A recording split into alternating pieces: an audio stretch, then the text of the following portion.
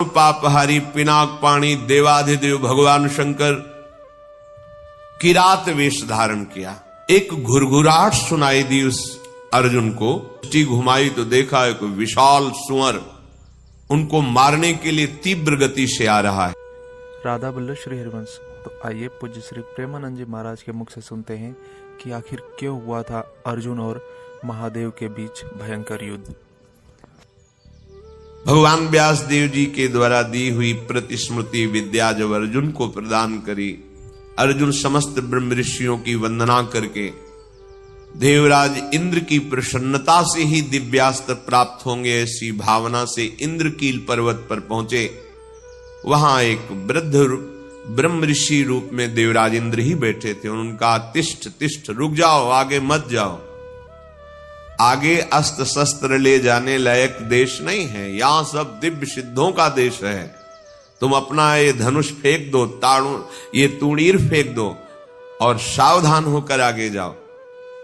उन्होंने कहा नहीं, ये गांडीव धनुष परम पूजनी परम पावन है, मैं इसे तो नहीं फेंक सकता हूं। अगर इसे तुम फेंक दोगे तो जिस लोक का सुख चाहोगे वो सुख हम प्रदान करेंगे। नहीं, मुझे कोई लोक का सुख नहीं चाहिए, मैं जिस हेतु से जा रहा हूं उसमें इस अस्त्र की आवश्यकता है। यहां एक संकेत मिलता है कि अगर आपने लक्ष्य बना लिया है उच्च कोटि का, भगवत प्राप्ति, भजन करना, धर्म से चलना, सत्य से चलना, तो आपकी परीक्षा होगी। उस मार्ग से हटाने के लिए प्रलोभन आएगा। आपको उस प्रलोभन में अपनी निष्ठा को नहीं छोड़ना है। अगर छोड़ दिया तो गए। भय भी आ सकता है, भयानक भय आ सकता है, पर अगर आप अपनी निष्ठा पे रहे तो भय केवल दिखावा होगा, आपको दुख नहीं दे सकता। प्रकट हो गए देवराज इंद्र और कहा मैं कोई ब्रह्म ऋषि नहीं हूं, मैं त्रिभुवनपति देवराज इंद्र हूं। तुम अपनी निष्ठा में अचल रहे, क्या चाहते हो? तो कहा मैं आपके द्वारा दिव्यास्त्र चाहता हूं। वो तो तभी प्राप्त हो सकते हैं जब देवाधिदेव भगवान शंकर का दिव्य अस्त्र तुम्हें प्राप्त हो, उनका साक्षात्कार हो, फिर हम समस्त लोकपाल अपने अपने दिव्यास्त्र आपको दे देंगे। अर्जुन ऐसा सुन ही रहे थे कि देवराज अंतर्धान हो गए। अब विचार किया कि मुझे प्रथम महादेव जी की आराधना करनी चाहिए। तपस्या के लिए दृढ़ निश्चय करके बड़ी उतावली के साथ चले और एक भयंकर कंटकाकीर्ण वन में पहुंचे, जहां समीप में सुंदर नदी प्रवाहित हो रही थी। हिमालय का शिखर है, पवित्र शीतल वायु चल रही है। उस स्थान के दर्शन करके मन में निश्चय हुआ कि यहीं भगवान शंकर की आराधना करेंगे। महातेजस्वी दृढ़ संकल्प वाले अर्जुन ने उस प्रदेश में तपस्या में संलग्न होने के लिए स्थान चयन किया और कुशा की लंगोटी लगाई। कुशा बहुत दुखद होता है, छू जाए तो त्वचा को चीर दे। लंगोटी लगाई और एक दंड समीप में रख लिया और अपने गांडीव धनुष और तूणीर को वृक्ष की डाल पे से टांग दिया और हाथ जोड़कर भगवान शंकर की स्तुति करके निरंतर भजन में लग गए, निरंतर महादेव जी के चिंतन में निमग्न। दोनों भुजाएं उठाए हुए, कोई सहारा नहीं, पैर के अंगूठे के अग्रभाग पर खड़े होकर के भगवान शिव के मंत्र का जप करते हुए, आकाश की तरफ दृष्टि रखे हुए एकाग्र चित्त से उपासना कर रहे हैं। तदनंतर अर्जुन की भयंकर तपस्या को देख करके वहां रहने वाले जितने ब्रह्म ऋषि थे सब भगवान पिनाक पाणी महादेव जी के समीप गए और महादेव जी को प्रणाम करके कहा, देवाधिदेव अर्जुन आपके लिए महान तपस्या से युक्त होकर के उपासना कर रहे हैं। हिमालय के पृष्ठभाग में स्थित होकर ऐसी उग्र तपस्या कर रहे हैं कि यदि आपने उनको सांत्वना न दी जो वो चाहते हैं तो दिशाओं में आग पैदा हो जाएगी उनके तप से। हे देव देवेश्वर, हम लोग कुछ समझ नहीं पा रहे कि उनको कैसे शांत करें। वे अपनी तपस्या का संताप प्रकट कर रहे हैं। हम महर्षि जन चिंतित हैं कि यदि वो ऐसी तपस्या में रहे तो आग पैदा हो जाएगी। जैसे ध्रुव जी ने अपनी प्राणवायु बंद कर ली तो त्रिभुवन की प्राणवायु बंद हो गई, तत्काल भगवान को आना पड़ा। पवित्र चित्त वाले इन महर्षियों की जो सदा सबको सुख देने में तत्पर रहते हैं, उनकी बात सुनकर भगवान देवाधिदेव महादेव ने कहा, महर्षियों, मुझे पता है, तुम विषाद मत करो। अर्जुन की तपस्या किसी को कष्ट देने के लिए नहीं है। अर्जुन के मन में जो संकल्प है वो मैं जान रहा हूं। वो किसी लोकांतर के भोग की इच्छा से तपस्या नहीं कर रहे हैं। उन्हें जो पाना है वो मैं प्रदान करूंगा।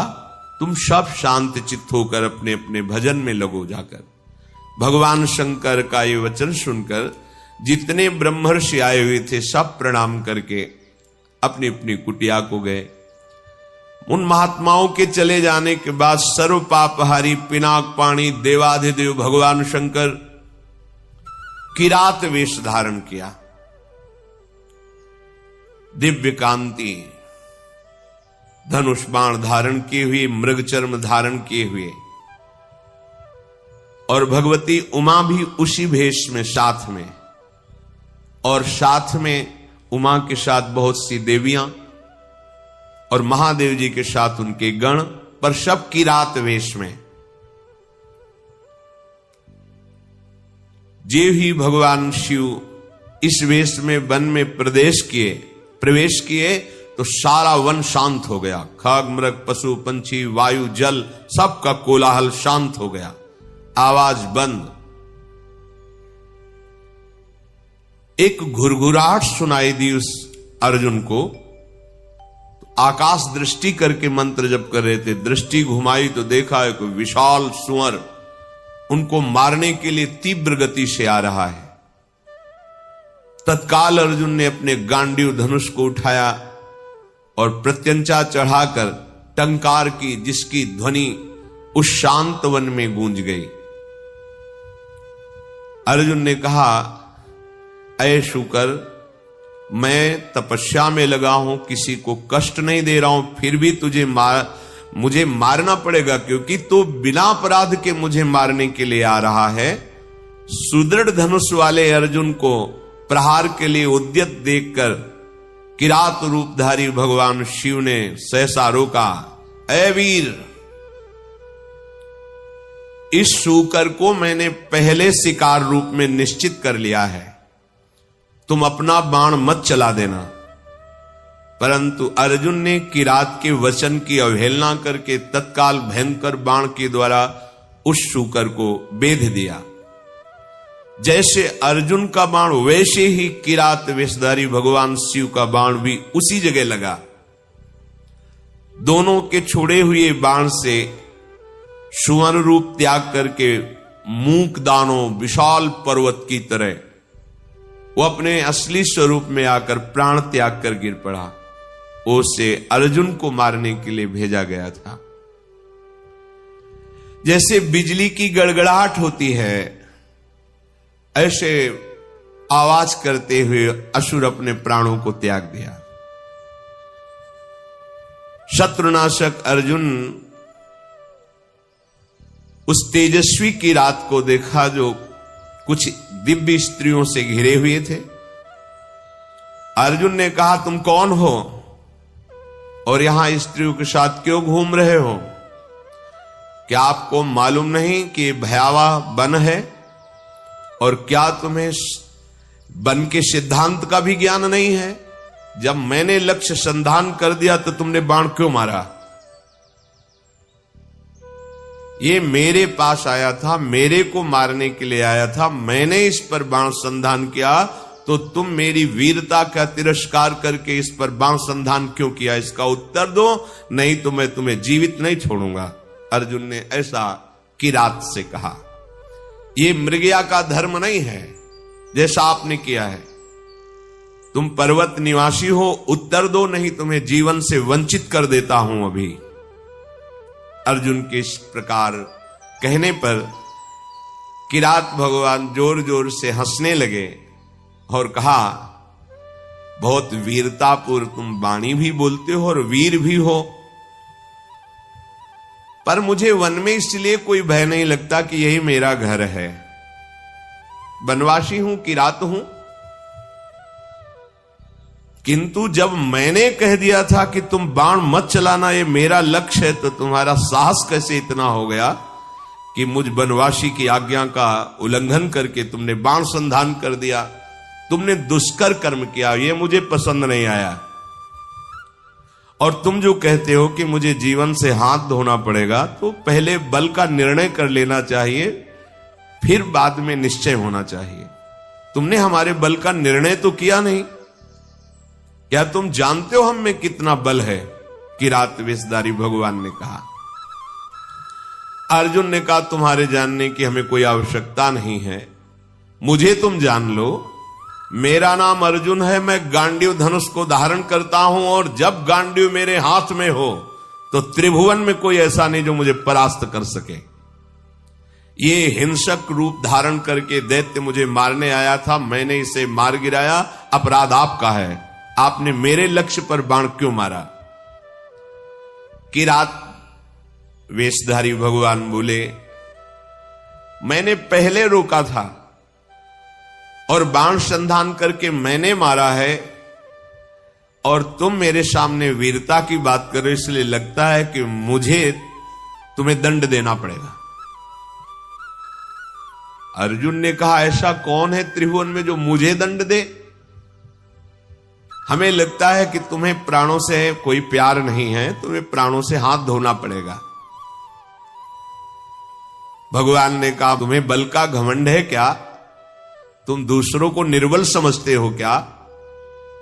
हमें लगता है तुम्हें शक्ति का और बल का गर्व है।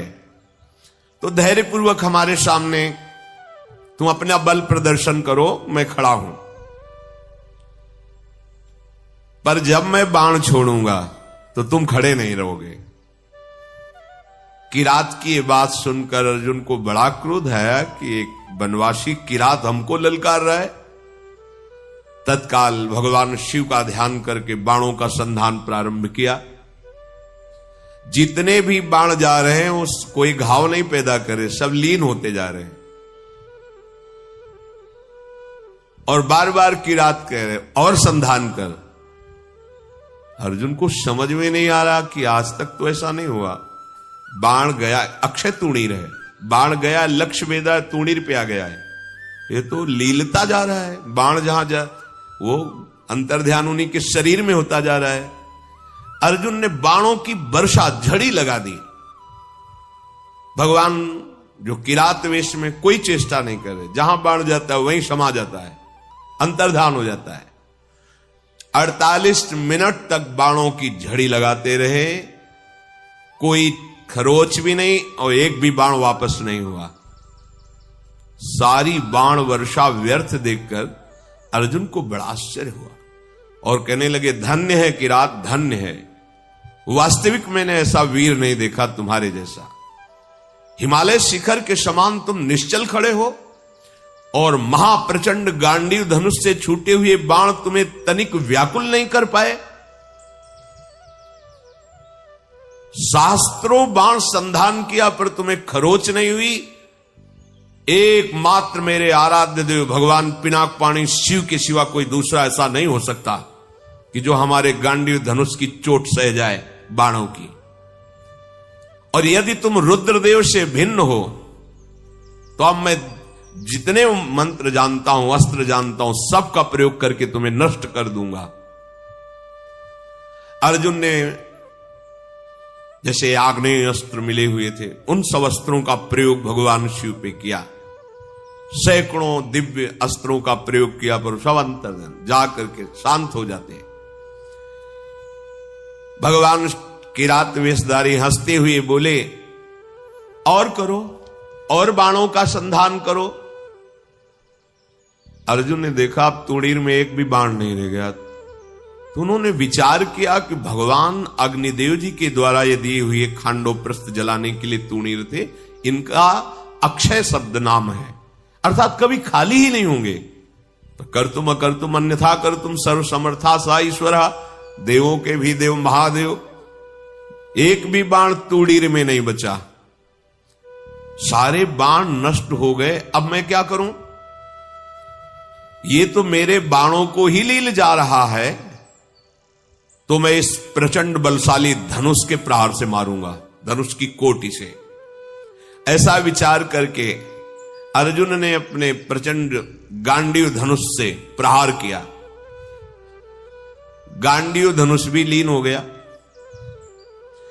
फिर उनका देखो, मुझे थोड़ा समय दे दो, अगर तुम युद्ध के नियमों को जानते हो तो मैं कह रहा हूं थोड़ा समय दे दो, फिर मैं तुमसे युद्ध करूंगा। छोड़ दिया, और करके देख लो। तत्काल वहीं की मिट्टी एकत्रित की और उसे लिंगाकार किया।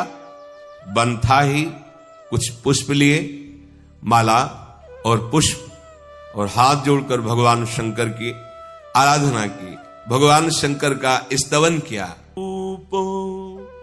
भगवान शिव का स्तवन करके जे ही माला शिवलिंग पे डारी, तेव ही किरात पर वो माला पहुंची, मस्तक में किरात के। ओहो, ये देख करके अर्जुन आनंद से उल्लसित हो गए, साष्टांग चरणों में गिरे, बोले प्रभु यही मैं सोच रहा था कि ऐसा त्रिभुवन में कौन वीर है जिसकी भुजाओं में आकर मैं निकल ही नहीं पाया, जिनके प्रहार से मेरे अंग अंग शिथिल हो गए। किरात रूपधारी भगवान शिव के चरणों में अर्जुन पड़े हुए, भगवान शिव ने अपनी महान भुजाओं से उठाया। सर्व पापहारी भगवान भव अर्थात महादेव बहुत प्रसन्न हुए और गंभीर वाणी में कहा, अर्जुन कोई ऐसा है ही नहीं तुम्हारे जैसा वीर जो मेरी भुजाओं के प्रहार को सह सके। तुम्हारा पराक्रम, तुम्हारा शौर्य, तुम्हारा धैर्य अद्वितीय है। मैं बहुत प्रसन्न हुआ।